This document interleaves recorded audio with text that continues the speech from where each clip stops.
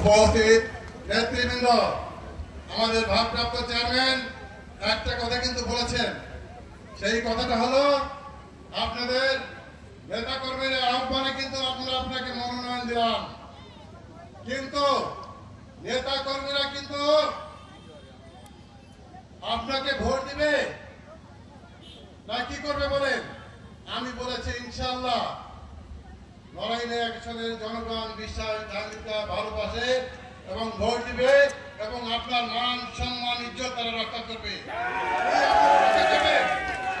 ইনশাআল্লাহ।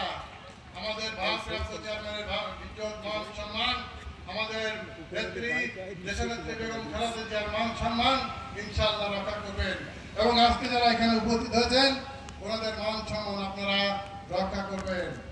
আপনারা দেখেছেন গত 17 বছরের আন্দোলন, আমি বিএনপির জন্মলগ্ন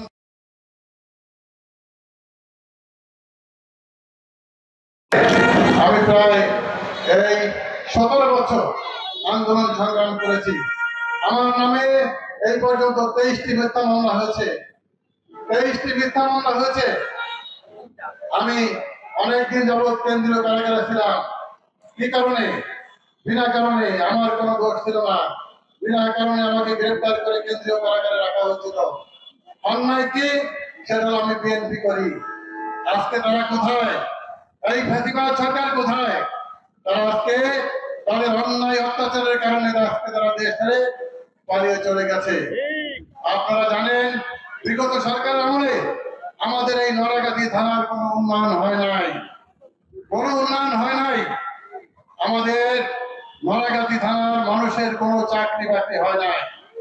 অনেক শিক্ষিত যুবক যুবতীর কোনো চাকরি হয় নাই। কেন হয় নাই? যে বিশ্বাস জাহাঙ্গীর আলমের বাড়ি নড়াগাতি থানায়। ওই থানার মানুষকে যদি চাকরি দেয় তাহলে বিশ্বাস জাহাঙ্গীর আলমের কথাই শুনবে, আমাদের কথা শুনবে না। সেই কারণে কিন্তু এই অঞ্চলের লোকের কোনো চাকরি বাকরি হয় নাই। আর দুই একটা যদি দিয়েছে আওয়ামী লীগের লোকের, বিশাল অর্থের বিনিময়ে তারা ওই চাকরি বাকরি দিয়েছে। তারা এই অঞ্চলের সমস্ত কিছু লুণ্ঠন করে চলে গেছে।